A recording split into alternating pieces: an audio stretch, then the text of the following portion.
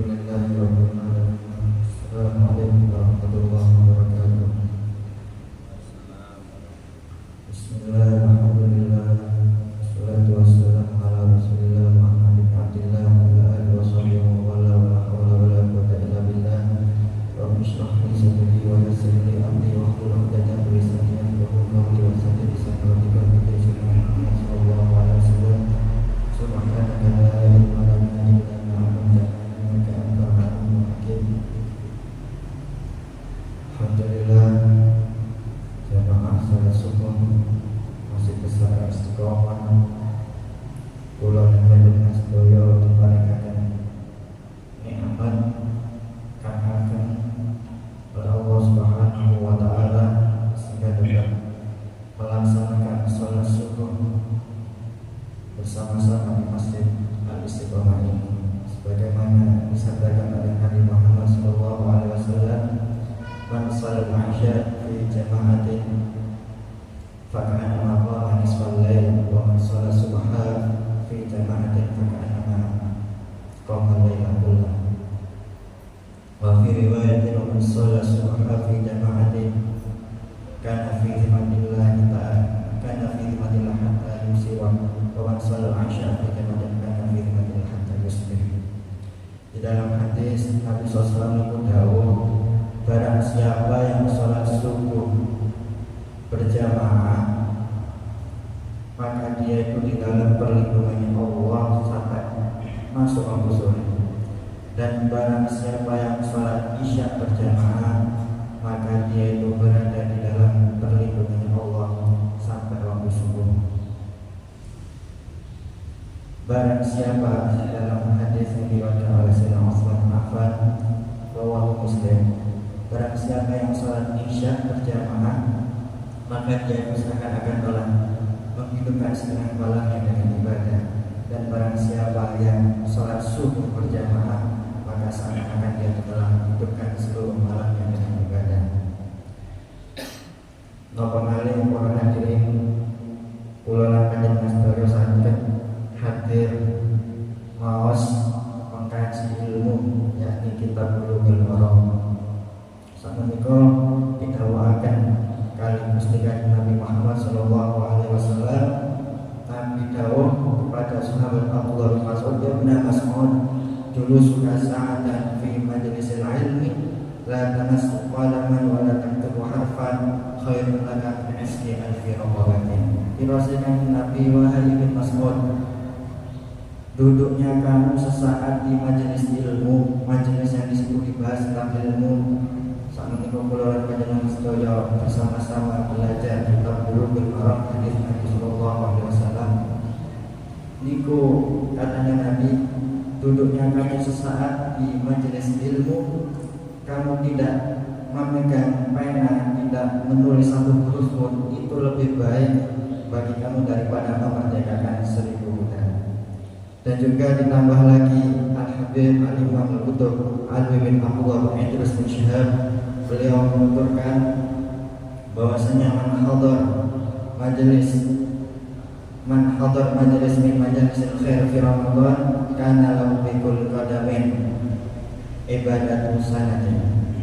Dirasi Al-Habib Alwi bin Abdullah bin Idris bin Syihab, barang siapa yang hadir di bulan Ramadan ini satu majelis kebaikan dari majelis-majelis kebaikan, maka ada bagi dia setiap langkahnya ibadah senilai ibadah 1 tahun.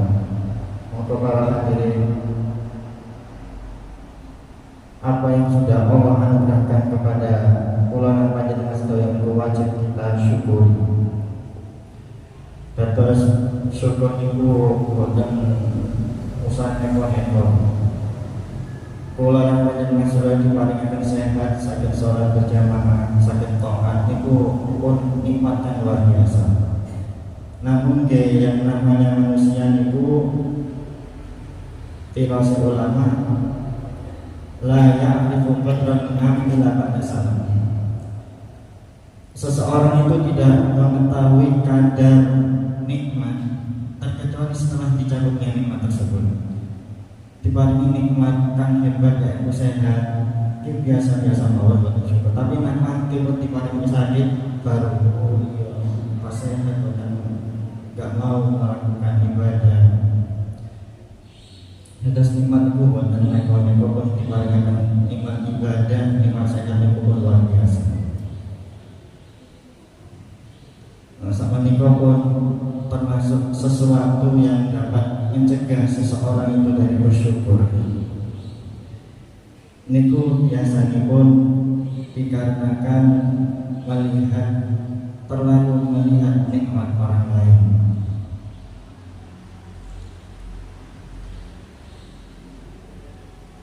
Misalnya pun tangki gada mobil pun mobil pun hanya kalau tak sepeda motor, kapan kalau ada motor. Padahal pun nggak ada sepeda motor itu pun nikmat, pun rizki minallah. Tapi dikarenakan terlalu kebanyakan melihat nikmat yang dimiliki oleh orang-orang lain itu yang menyebabkan seseorang itu tercegah daripada bersyukur. Niki pun nanti Gusti Kanjeng Nabi Muhammad Sallallahu Alaihi Wasallam niku kali para sahabat lewat di hadapan Nabi Sallallahu Alaihi Wasallam. Onta niki nama jenis onta ini onta asyra.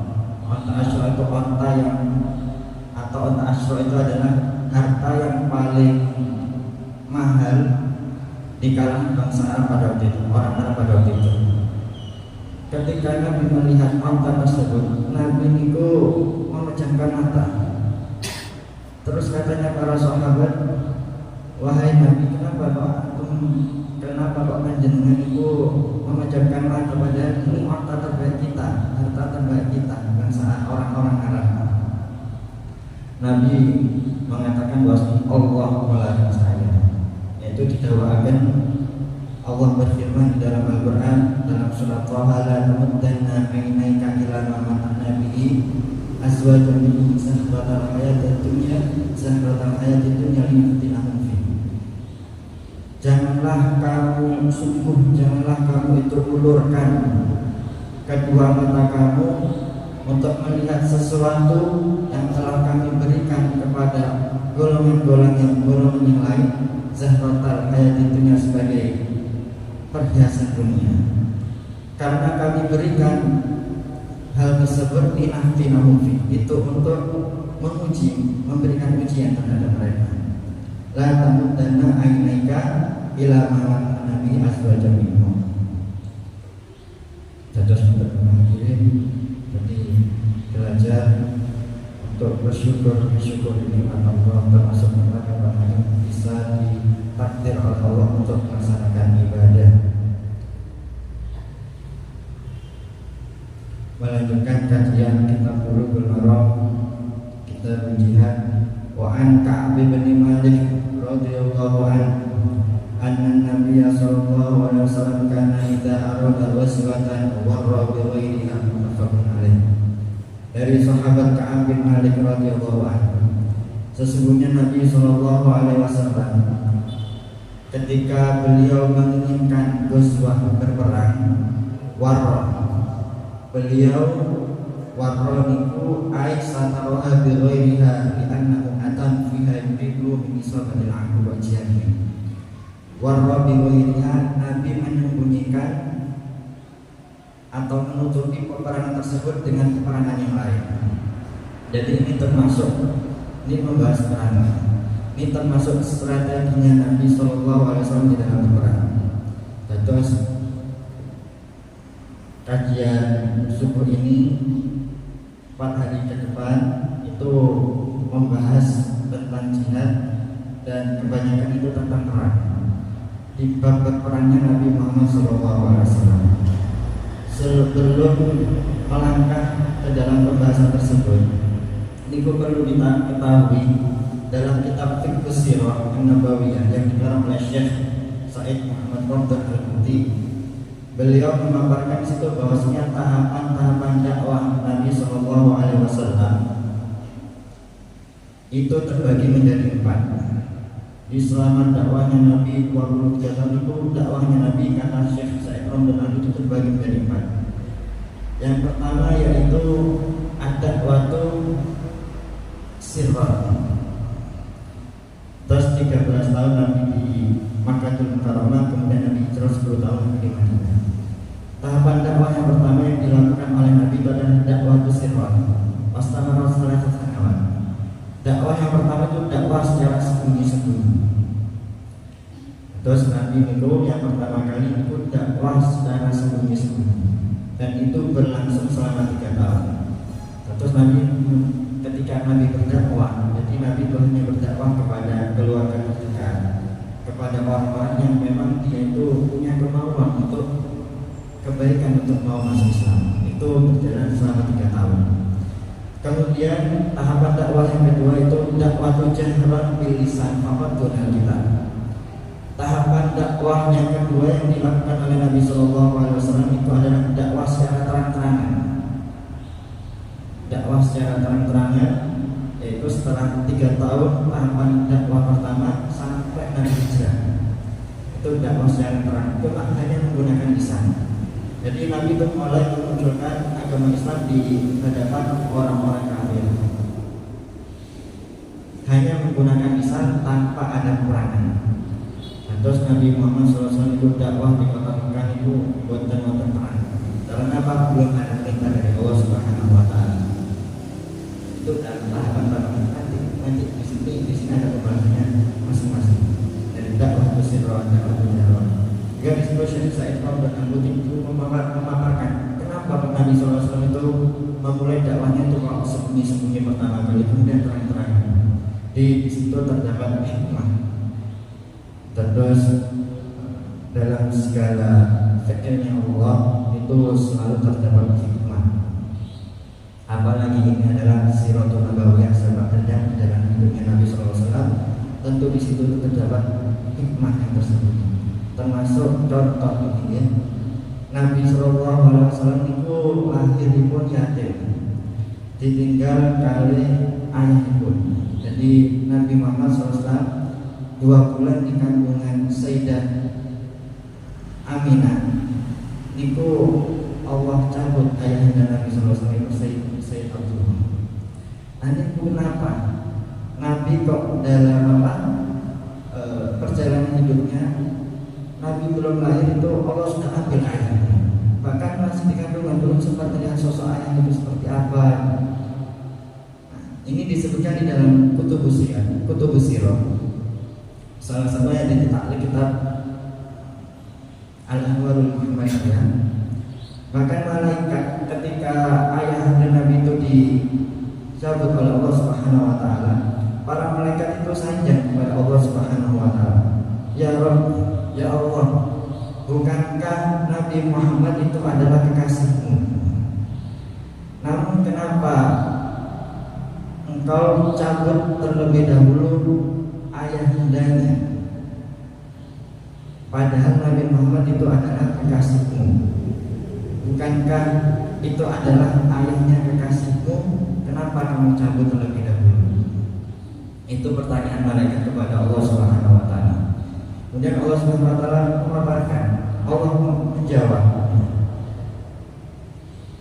baik para malaikat, sesungguhnya di dalam momen ini, kejadian ini terdapat hikmah, terdapat sir rahasia.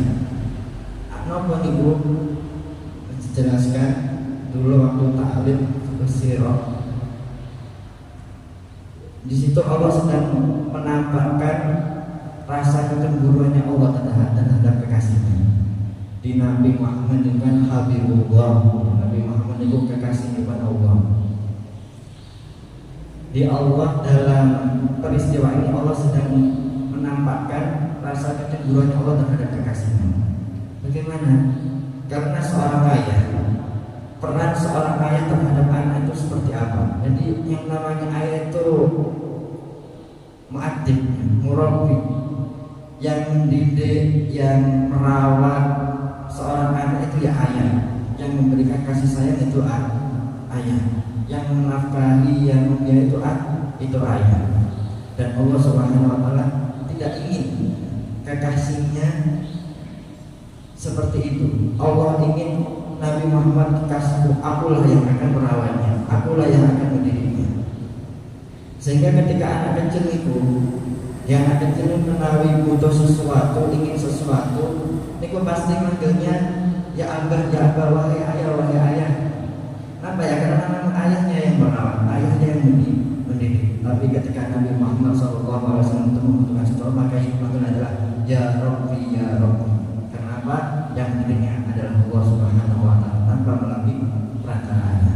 Makanya di situ kenapa Nabi itu yatim, gak dididik oleh ayah, bahkan ditinggal ibunya usia 6 tahun, bisa menjadi sosok yang suri aula dan qudwah, yang penuh dengan akhlak, penuh dengan kebaikan, tidak lain tidak bukan karena Allah Subhanahu Wa Taala yang sendiri. Nabi Muhammad SAW itu bersabda di dalam hadis, "Adzabani Rabbi ahsana ta'dibi." Allah telah mendidikku, maka baguslah Allah memperbagus terhadap pendidikanku. Seperti ini. Terus dalam sirah nabawiyah itu semuanya itu terdapat hikmah. Tahapan dakwah yang ketiga, yaitu setelah Nabi hijrah ke Madinah Al-Munawwarah, maka disitulah Allah baru memerintahkan kepada Nabi Muhammad untuk melakukan peperangan, mengizinkan untuk melaksanakan jihad, melakukan peperangan. Dan dalam peperangan itu ada dua istilah dalam sirah, ada ghazwah, ada sariyah. Kalau ghazwah itu adalah peperangan yang dihadiri oleh Nabi, kalau sariyah itu adalah peperangan yang tidak diikuti, yang tidak dihadiri oleh Nabi. Jadi Nabi itu mengutus beberapa sahabat untuk melaksanakan ekspedisi peperangan. Dan ghazwah itu berjumlah 27, sariyah itu berjumlah 45. Di sini dalam hadis ini dikatakan Nabi Rasulullah karena idza arada ghazwatan warradilu ini. Nabi Muhammad ketika mengingat perang, beliau itu menutupi peperangan tersebut dengan peperangan yang lain. Jadi contoh, Nabi itu ingin memerangi A, terus Nabi itu membuat tipu daya, membuat strategi. Jadi ketika Nabi ingin memerangi A, Nabi itu sanjangnya ke B. Itu strateginya Nabi. Supaya kenapa?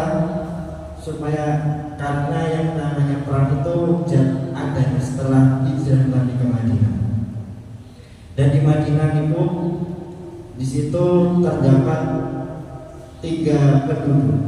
Yang pertama adalah kaum Muhajirin, yaitu pendatang, itu sahabat-sahabat Nabi dari Makkah yang hijrah ke Madinah.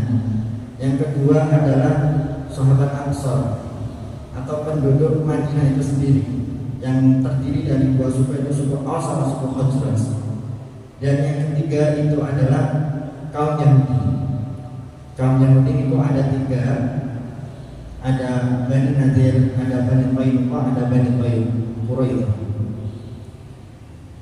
Nah, kaum Yahudi itu semenjak kedatangan Islam itu sudah menyimpan rasa hasud, terus boten senang terhadap Nabi Muhammad SAW. Padahal ini sedikit membahas tentang Yahudi. Di dalam surat Al-Bayyinah, lam yakunil ladzina kafaru min ahlil kitab hatta ta'tiyahumul bayyinah. Wonten surat Al-Bayyinah. Terus kaum Yahudi Madinah itu sebelum diutusnya Nabi, mereka itu punya kesepakatan. Apa? Kalau datang Nabi akhir zaman, mereka akan beriman. Karena Yahudi ini sudah tertera di kitab-kitabnya itu bahwa nanti akan tiba muncul Nabi akhir zaman. Terus mereka itu tunggu-tunggu kapan datangnya, di mana. Mereka tahu hijrahnya di Madinah, mereka ke Madinah. Mereka tunggu sosok Nabi akhir zaman. Mereka sepakat kalau datang Nabi akhir zaman, mereka beriman. Namun ketika datang Nabi akhir zaman, ternyata mereka merusak kesepakatan mereka. Kenapa? Karena Yahudi ini berangan-angan mencita-citakan Nabi akhir zaman itu dari golongan mereka, Bani Israel. Itu Yahudi. Enggak tahunya Allah mentakdirkan bahwasanya Nabi akhir zaman itu adalah dari kaum Quraisy, yaitu keturunan Nabi Ismail, yaitu Nabi Muhammad SAW. Maka dari situ mereka itu menyimpan rasa hasud, ketidaksenangan terhadap Nabi Muhammad. Dan juga di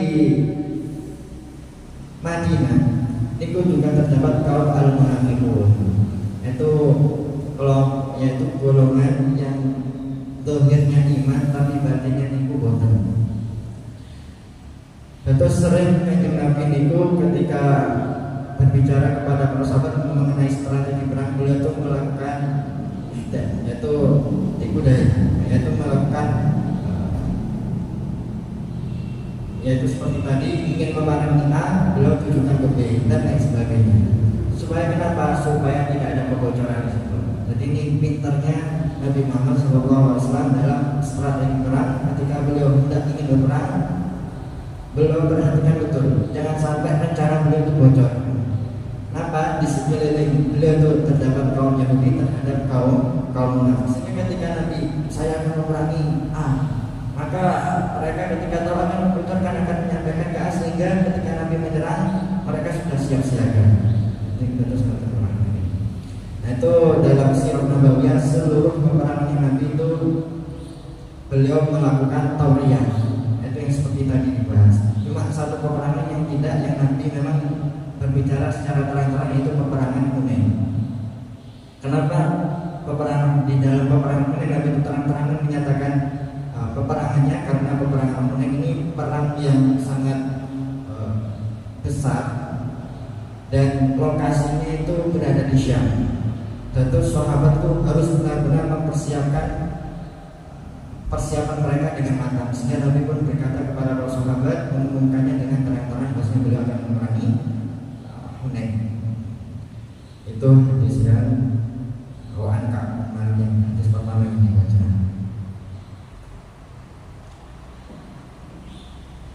Terus fiqhul hadis yang bisa dipelajari dari hadis pertama, fiqhul hadisnya itu disunahkan merahasiakan strategi ataupun taktik perang supaya tidak diketahui oleh musuh. Dan untuk kepada hadis berikutnya, wa an Ma'qil an Nu'man bin Muqarrin radhiyallahu anhu qala syahidu Rasulullah sallallahu alaihi wasallam idza lam yuqatil awwalan nahar akhara al-qitala hatta tasula asy-syamsu wa taqub ar-riyah wa yahzilu an-nasr, rawahu Ahmad wa thalatha wa sahahu al-Hakim aslu fil Bukhari. Dari sahabat Ma'qil an Nu'man bin Muqarrin radhiyallahu anhu qala Nu'man bin Muqarrin berkata, syahidu saya menyaksikan Rasulullah kepada Rasulullah sallallahu alaihi wasallam dalam yuqatil apabila beliau tidak berperang awalan nahari, di awal di permulaan waktu siang, akhara beliau itu mengakhirkan al-qital kepada peperangan antara sulah syamsu sehingga tergelincirnya matahari atau masuknya waktu zuhur, wa taqub bariyah dan berhembusnya angin, wa yanzilun nasr dan turunnya pertolongan. Di sini diriwayatkan oleh Imam Ahmad wassalasa wa sahihul Hakim. Hadis diriwayatkan oleh Imam Ahmad wassalasa. Imam Ahmad ini beliau punya kitab namanya Al-Musnad, Musnad Ibn Hanbal. Terus kitab kutubul hadis itu macam-macam. Di wonten kutubul masanid, wonten kutubus sunan, wonten kutubus shahah, ada kitab sahih, ada kitab sunan, ada kitab Mu'jam, ada kitab Musnad. Imam Ahmad ini punya kitab Musnad, dikatakan oleh ulama hadis bahwasanya a'dzamul masanid kitabul Musnad lil Imam bin Hanbal, Ahmad bin Hanbal. Paling besarnya kitab Musnad itu adalah kitab Musnadnya Al-Imam Ahmad bin Hanbal. Kenapa? Karena tahtawi ala arba'ina alaf hadis. Kenapa kok kitabnya Imam Ahmad bin Hanbal, Musnad Imam Ahmad bin Hanbal ini dikatakan kitab yang paling besar dalam kitab Musnad, kitab Masanid, kutub Masanid, karena di dalamnya itu meliputi 40.000 hadis.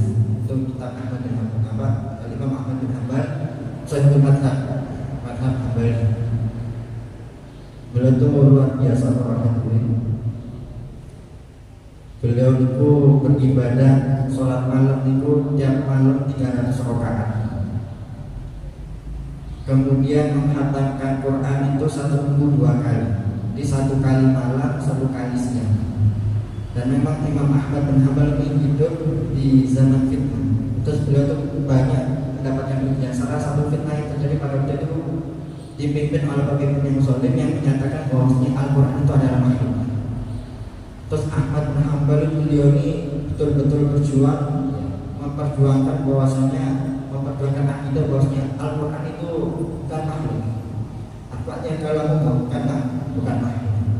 Terus beliau tuh sempat di penjara, kemudian beliau juga diberikan ujian dan lain sebagainya. Itu Imam Ahmad bin Hanbal. Wassalasa, dan hadis ini diriwayatkan oleh Imam As-Salasa. Terus dalam kitab Bulughul Maram itu ada istilah dalam hadis, ada rawahu salasa, ada rawahu arba'ah, ada rawahu khamsah, ada rawahu sittah, ada rawahu sab'ah. Kalau rawahu salasa itu berarti Al-Imam Nasai, Al-Imam Abu Dawud sama Imam At-Tirmidzi. Waswahul Hakim. Sahabat Muhammad bin Muqarrin beliau berkata bahwasanya saya menyaksikan Rasulullah ketika berperang. Apabila beliau itu tidak memerangi di permulaan siang, di waktu pagi beliau itu mengakhirkan sampai waktu masuknya waktu zuhur, yaitu sampai tergelincirnya matahari. Itu termasuk kebiasaannya Nabi SAW itu ketika berperang. Ketika Nabi ini yang pertama dalam riwayat Bukhari dari sahabat Anas, dewakan itu ataupun mandilan dan lam yazu hatta yusbih.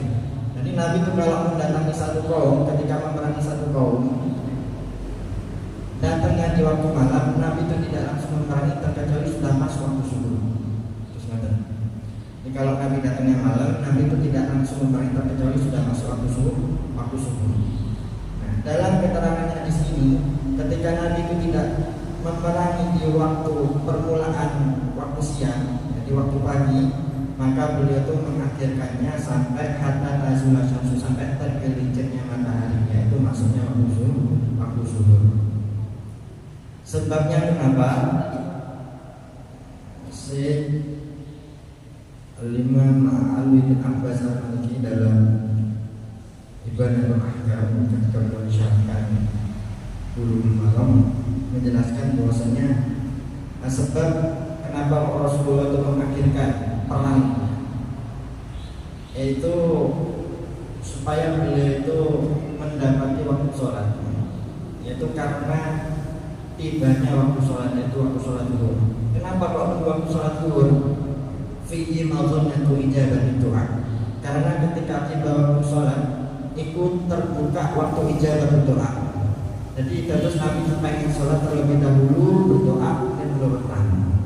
Dan juga dikatakan ketika waktu masuknya waktu zuhur, dalam hadis lain itu dikatakan inna sa'atun tuftahu fiha sama, yaitu waktu dibukakannya pintu langit, yaitu ketika masuknya waktu zuhur, yaitu ketika tergelincirnya matahari. Terus Nabi mengakhirkan perangnya itu supaya beliau melaksanakan sholat zuhur, kemudian berdoa dengan hadis doa madzannatu ijabah doa. Itu yang pertama. Kemudian yang kedua, dikarenakan di waktu tersebut tahibur riyah, dalam tafsir hadisnya angin berhembus. Jadi dengan hembusan angin itu bisa membuat ya badan sahabat itu mungkin ya merasa segar, enak, fresh, karena di Arab itu ya panasnya masya Allah. Nanti diakhirkan sama Nabi supaya sahabat ya, badannya segar karena ada tiupan angin, dan itu dengan segarnya badan sudah tentu dapat menyebabkan nasyat, yaitu semangat dalam melaksanakan perang.